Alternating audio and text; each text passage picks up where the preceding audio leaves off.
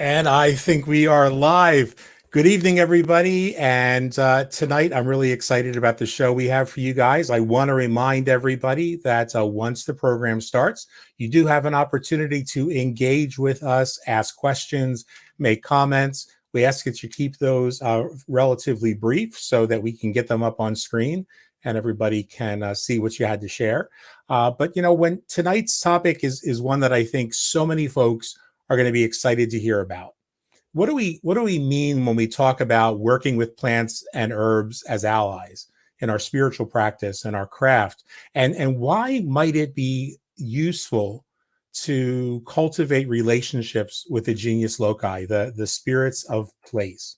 On tonight's program, we're going to talk to the owner and the founder of the House of Life Botanicals, and I hope I just got that right. I should add a cheat note for that one too. A magical practitioner and expert on plant healing and plant magic, Jim Sayers. I'm John Michael Salvato. For those who don't know me, you're watching Magic, Medicine, and Mysticism, and we will be back in just a second.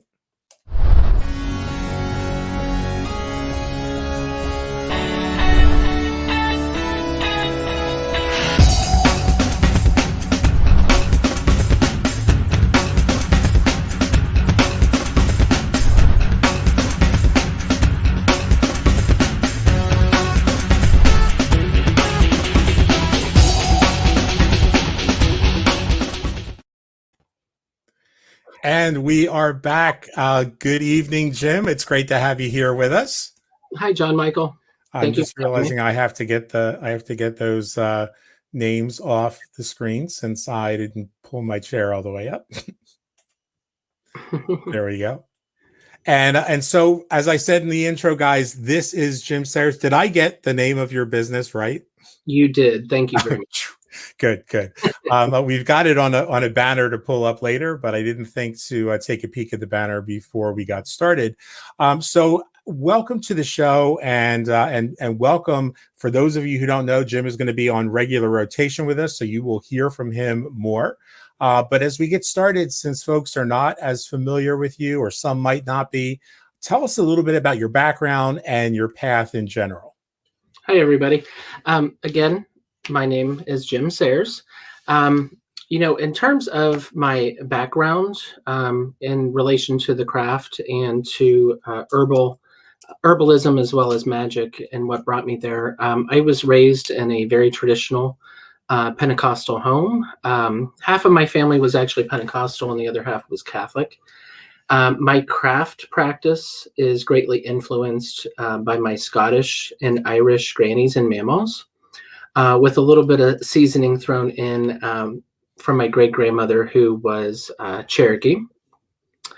And my practice started when I was about 14 years old, kind of blended in with the Christianity, and Pentecostalism has a great connection to calling down spirit. So very close relationship with the spirit of place, as well as with the plant world as well. My grandmother really sparked my interest in plants and gardening, which led to herbal medicine as well. So tell us a little bit more about that. What was it, your grandmother or something else that kind of led you to become more involved in plant medicine and plant magic, in terms of your involvement in the craft? And what actually kind of steered you from Pentecostalism into the study of the magical practice? Sure. My mama, that I called her name was Alpha, and she was born and raised in Kentucky. I talk about in our kitchen witchery course about the heart of the home being in the kitchen, and herbal medicine really reflected in the kitchen, and the kitchen table being the altar that the family gathered around. And I was really blessed to be invited to that kitchen table, possibly because I was the gay grandson. Most of the grandsons weren't allowed at the kitchen table. But I was blessed to be raised around my grandmother, who really sparked an interest in the gardening. Unfortunately, she passed away at 58 when I was only 14 years old. And watching her suffer with cancer really led me into the herbal medicine aspect. I went to Kent State for nutrition and went on to Dr. Christopher's School of Natural Healing to study herbalism, because I knew that there had to be a better way to survive or go out. So, but I've always had her over my shoulder, truly, whispering and really passing down that knowledge that unfortunately, at the time I was too young to get from her directly. Wow, that's a powerful story.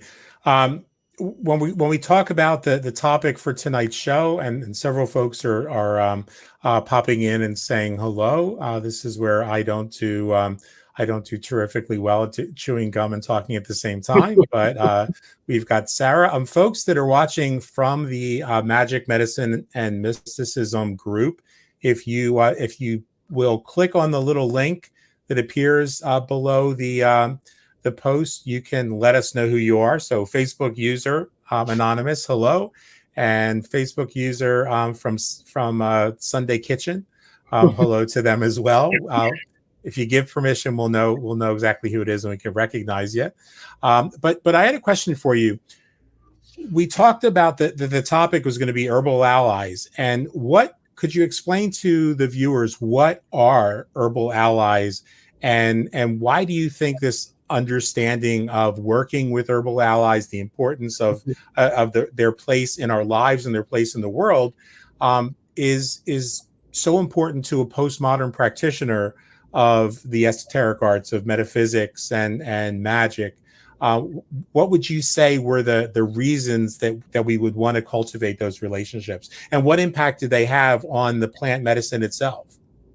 Definitely, that's an excellent question. I started my training as a traditional Western clinical master herbalist. I don't often attach master to herbalist any longer, because I feel that we are all learning and nobody is a master of anything.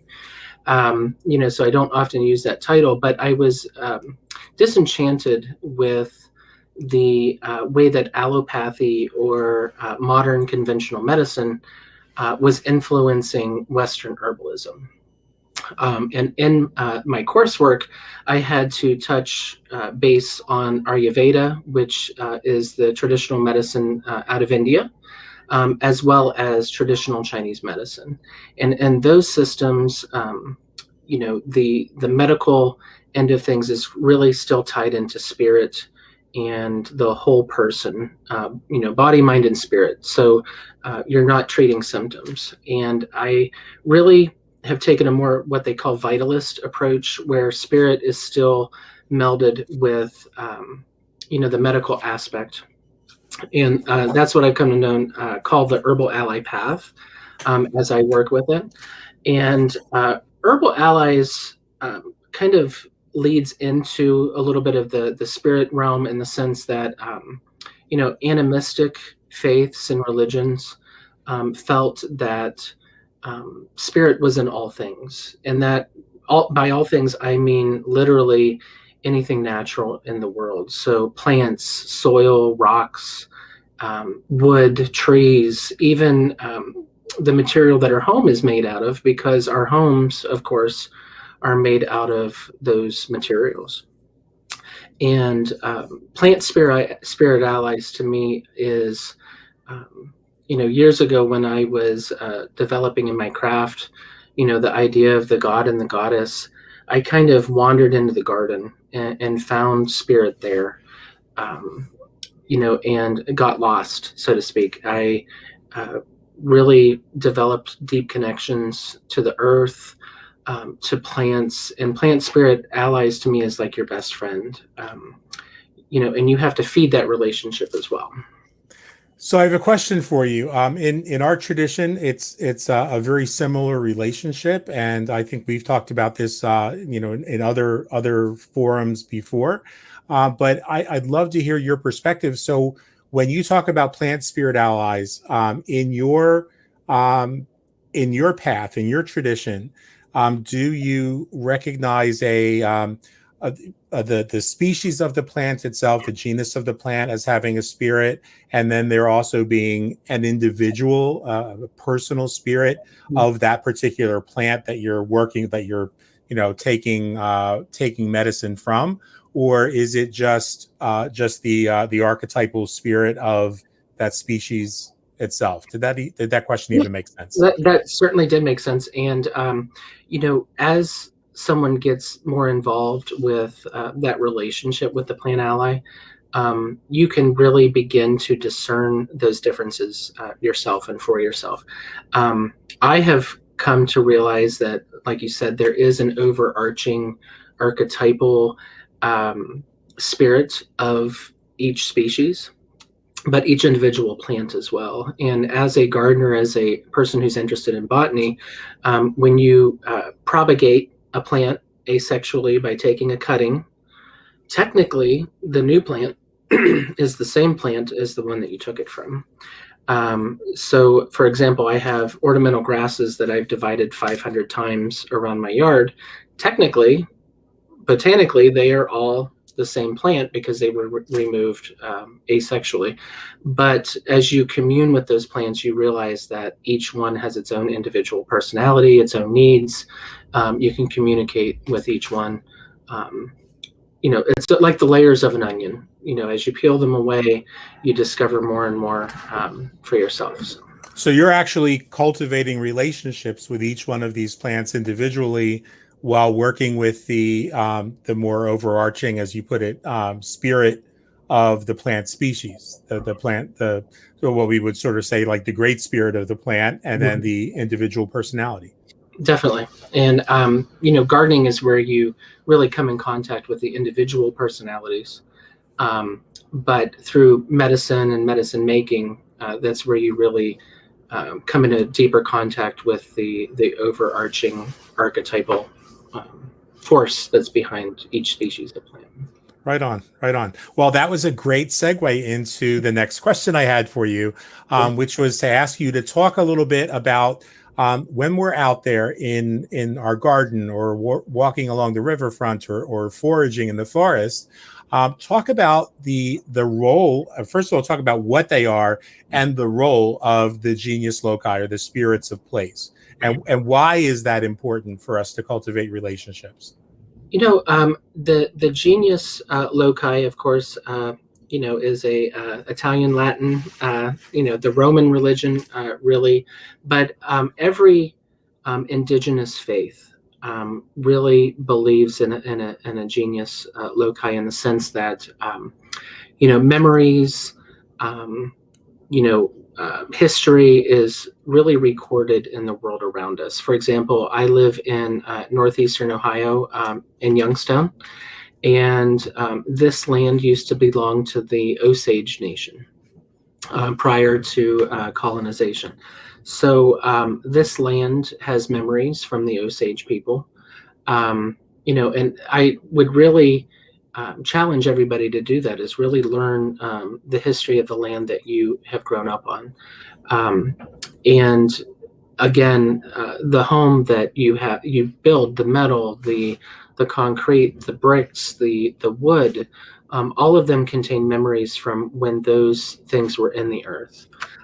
The soil, it all has memories, and the spirits of place truly are the echoes of the people that once lived there. And our cells of our body, the saying, you are what you eat, the eat local movement, I can't promote that more, because you're eating food from the land near where you are. And same thing with herbal medicine, learning the herbs that are around you, because your new cells are going to be made out of the material from the land that you're living on.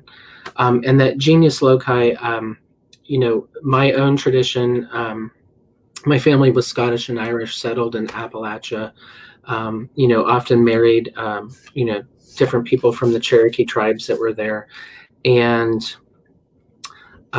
if you look at the Scottish tradition of the brownie, These are the house spirits. In the Irish family, it was the Bonti, or some it's the goddess Breed, or Bridget, that was behind that, and really coming to know the spirits of place, the spirits of your home, and developing that deep, intimate contact.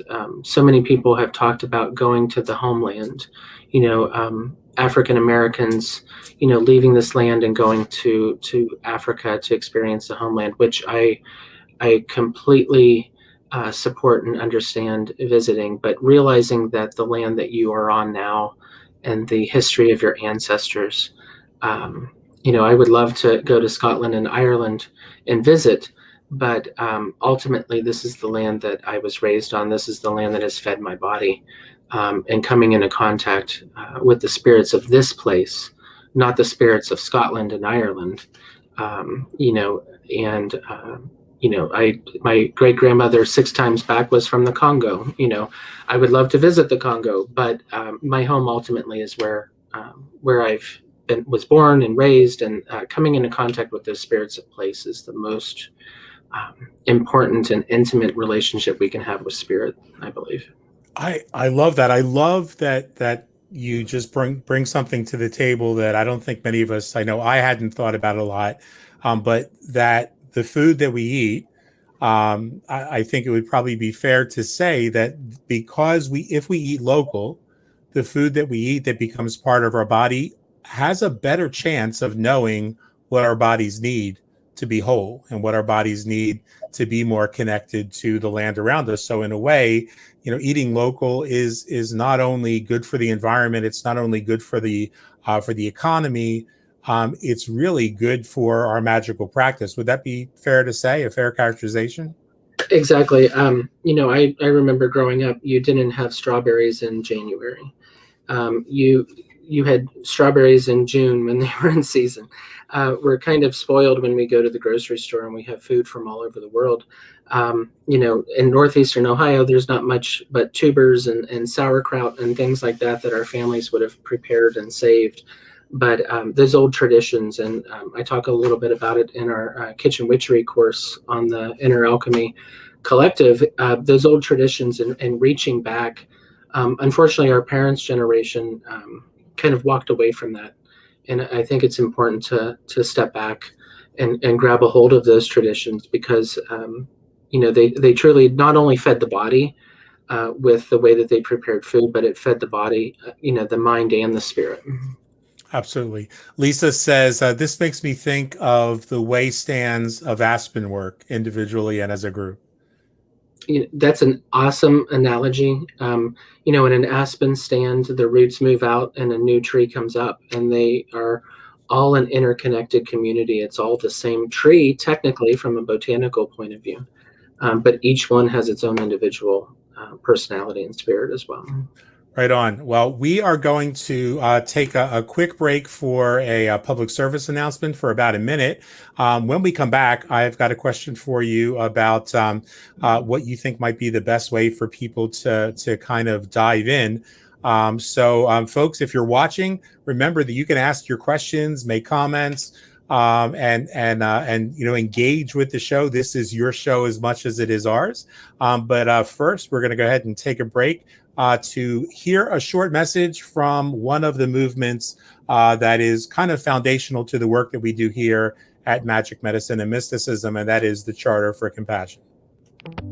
The Charter for Compassion is a document written by people from around the world representing every country and every faith. Compassion is basically, it's the golden rule. It's an idea that has been around for centuries, and it's at the core of all the world's religious and ethical beliefs. The Charter for Compassion is a declaration to restore compassion to the center of our moral and religious traditions. It has been endorsed by institutions as diverse as the Sydney Opera House, the Washington Cathedral, the Karachi Press Club, the Chautauqua Institution, and the Garden of Forgiveness in Lebanon. from Amsterdam to Pakistan, from Mexico to Dubai, Lahore to London, Toronto to Tel Aviv. I mean, everywhere. Millions of people around the world are coming together to make the Charter their own. And now we're looking to you.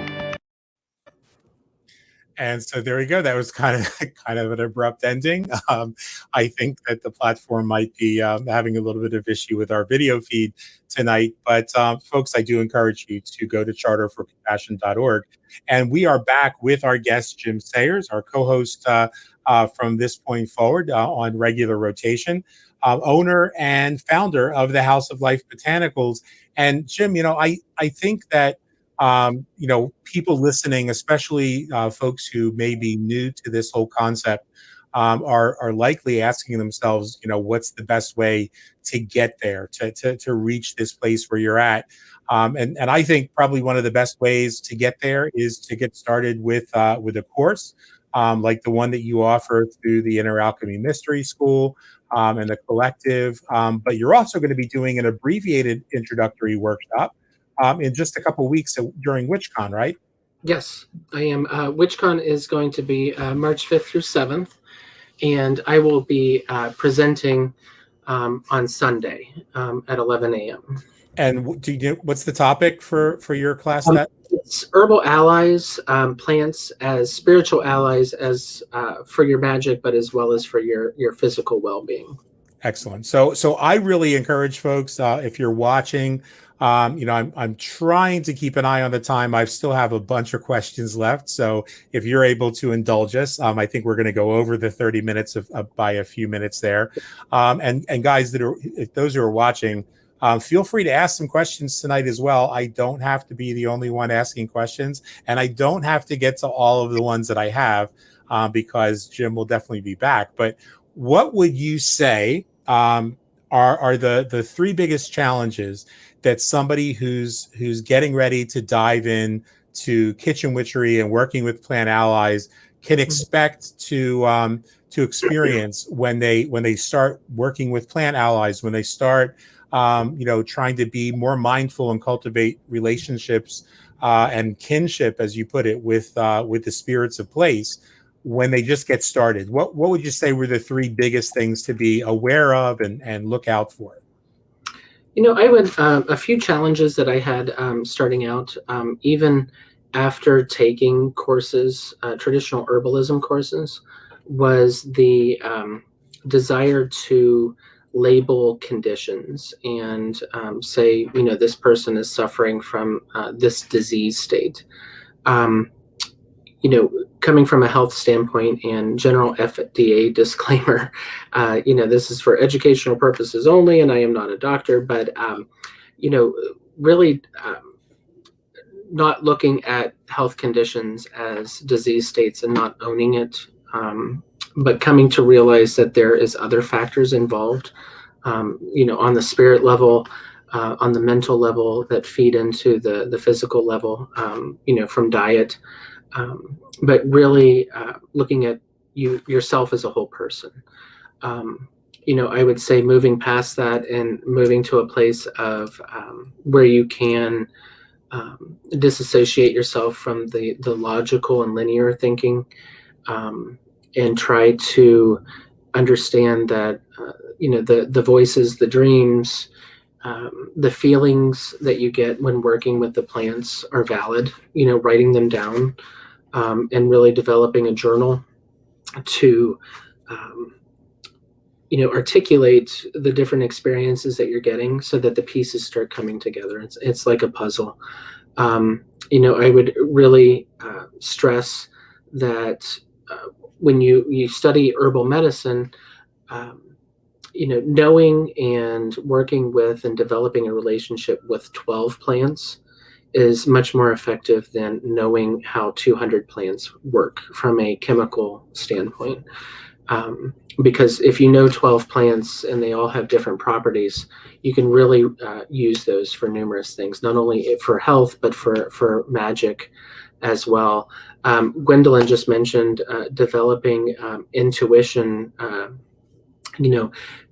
the way that we do that in so many ways is just being silent and being present.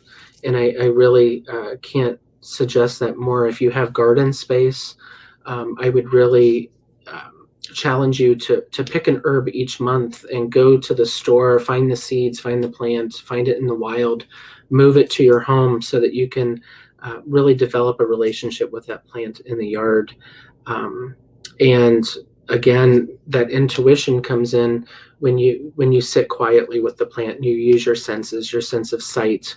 If you're not an artist and you can't draw, that's okay. Nobody's going to judge your artwork.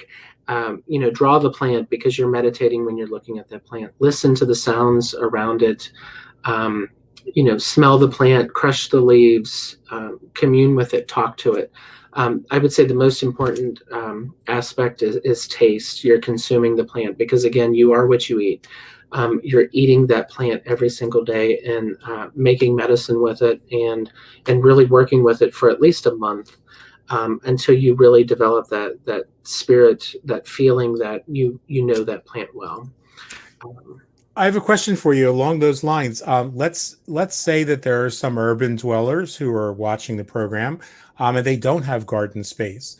From your experience, we know that that you're not confined to having to have a big patch of land to work with. I don't want to ask leading questions, but this is kind of leading. Something you said a little bit earlier, talks about some of the ways we can work with lemongrass or certain herbs that can grow in the house. Could you talk a little bit about that?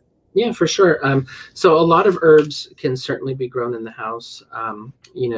Lemongrass, ginger, you can buy ginger root at the grocery store and plant it in a pot. These are all things that you can grow. But I would also challenge everybody to get to those wild places. There's nothing like experiencing elderberry in the woods or in a ditch rather than in your own yard. But also, feel free to cultivate. A lot of times in the craft, we talk about the inner temple. Your inner temple can have an inner garden. You can plant it out in your brain. Plant those plants in your brain because they will thrive and flourish in your mind and on the astral just as well as what they do in your garden. And spend time getting to know them. Making the tea. Making tinctures, making topicals with oil, and we'll talk about a lot of that in the kitchen witchery course as well. But working with it every single day. If you don't have that garden space, you can certainly work with it as a medicine. You can purchase it. You can use it in your mind as well to plant a garden, where your flowers can grow. I mean, it sounds like a cliche, but I've been there where you don't have the garden space. But the mind is an amazing thing. Yeah, absolutely. And Adam just enthusiastically said yes as well. And I know during these months, I feel like Demeter at times when my beloved daughter Datura, in my case, is gone for the winter months, and the first couple months. I can still feel her and talk to her, and then it's part of that cycle of life. That's Datura is now in the underworld, and by this time of year, I'm just yearning for those walks. So I would say you just gave us a great one great takeaway, which is that if you take the time, even if you live in an urban environment. Take that time, make that time to get out into nature somewhere, because those are the things that we can then, at least for me, that's how I build that interior garden, is by going out into nature, and you get to experience the wild elderberry, you get to experience the datura, so that when we plant that in our inner garden, our inner temple, that experience is much more real because we know how she speaks. We know how the elderberry, tastes and feels. Gwendolyn says, many are working with prepared and dried herbs. What's the process that's a great question. What is the process for intimacy and relationship from this perspective? Gwendolyn, that's an excellent question. Myself, I worked for and managed health food stores for many years. And for a lot of years, my experience of herbs was in a capsule, in a plastic bottle with a drawing of the herb on the front. It wasn't, I'll be honest, it wasn't a deep connection. But you can certainly begin that connection by consuming that herb, reading about the herb. Ultimately, you want to get to a place where you can experience the fresh herb, the living, breathing herb in the wild, or in your own garden. But you can still develop a deep relationship through meditation and consuming that herb as well. A lot of times I'll talk in my classes about la dieta, which is the diet. And a lot of indigenous people will practice la dieta, which is basically eating a very basic diet. You're cutting out the influences of salt, meat, heavy foods that might pull you in different directions elementally.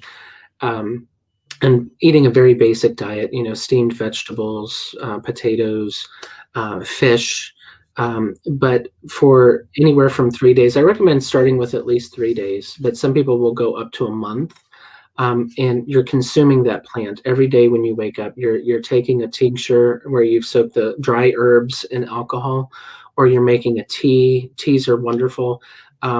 I got to the point in my own practice where I don't use sweetener because I don't get to experience the full flavor and the spirit of the herb by adding a sweetener, honey or stevia, sugar, but really internalizing and understanding the taste buds, the sweet, the bitter, and experiencing that. You can still do that with the dry herbs on your own. And La Dieta is the best way. Again, you are what you eat, really making new healthy cells out of the dandelion in the springtime, the burdock root in the fall, drinking mullein tea as we go into fall to help with respiratory health.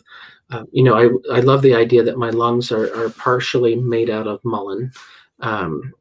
So even if you're consuming the dried herb, you could still make that connection. But I would still challenge everybody to get out there in the wild. And if you have the garden space, whether physical or spiritual, cultivate a garden for sure. Yeah, absolutely. Now, one last question before we tell folks how they can get in touch with you. You've talked a couple times about the work that you're doing with us at the Inner Alchemy Mystery School and the collective. For folks who want more information, you can actually have 7 days to take a peek behind the curtain and take a look at some of the material that Jim and some of the other faculty members have provided. But tell us a little bit about the 2 courses that you're teaching at the school now. Right now, I have 2 courses that we have the first modules up for. The first one, of course, is kitchen witchery, and in that, I'm really going back to my own heritage and my own roots, what I learned around my grandmother's table, my great grandmother's table, and that is the heart of the home, the heart, I believe, of witchcraft in and of itself, as well as medicine making. And we really dive into the spiritual aspects as well as the medicinal aspects.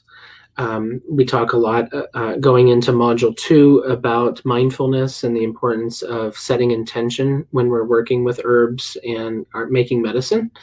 Our second course was something that I am passionate about. It is working with the Saxon herbs.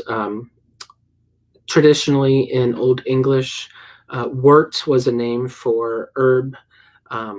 And we still have that surviving with herbs like St. John's wort, but the wort cunning practice, the idea of chanting spells, often it was the Psalms when Christianity came along, but really chanting and setting intention while we're working with the herbs. And there's specific herbs that we'll work with that are traditional to England, Wales, Scotland, Ireland, in that course. Excellent. One more comment from Lisa. Another great idea here. She says that Lisa, who is an accomplished chef, asks her students to crush their dried herbs in their hands before adding them, as a great way to check in with the spirit of the plant. That's a terrific idea, Lisa.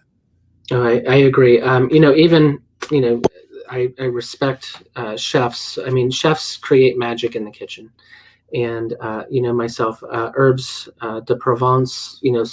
Crushing it between your fingers as you put it on your eggs as they're cooking. That aroma that's released, it's magical. So Yeah. I have a lot of respect for that.